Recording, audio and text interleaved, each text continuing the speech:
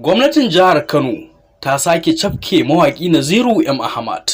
Hukumar ta ce fina-finan Hausa ta jihar Kano ta sake gurfanar da Naziru M. Ahmad, wanda aka fi sani da Sarkin Waƙa, a gaban kotun majistare mai lamba 58 da ke zamanta a No Man's Land ƙarƙashin mai shari'a Aminu Muhammad Gabari. Naziru M. Ahmad ya sake gurfana a gaban kotun ne bisa tuhumar fitar da wasu waƙoƙi guda biyu wanda ya yi ba tare da izinin hukumar ba.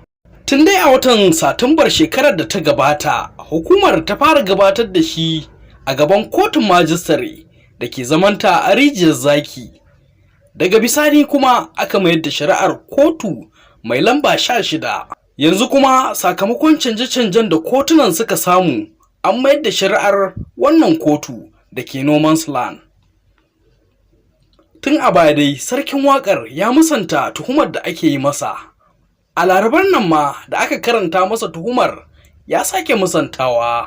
Lauyan da yake kare Naziru M. Ahmad ya roƙi kotun da ta sanya shi a hannun beli, ta kuma amince ta sanya shi bisa sharaɗin cewa sai dai idan mahaifinsa ya tsaya masa, ko kuma wakilin mahaifinsa, ko kuma mai unguwarsu, ko kuma wani jami'in hukumar Hisba a kowace ƙaramar hukuma yake a jihar Kano.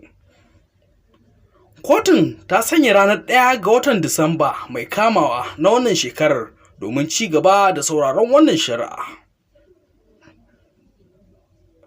Ku danna alamar subscribe domin samun shirye-shiryenmu cikin sauƙi. Mun gode.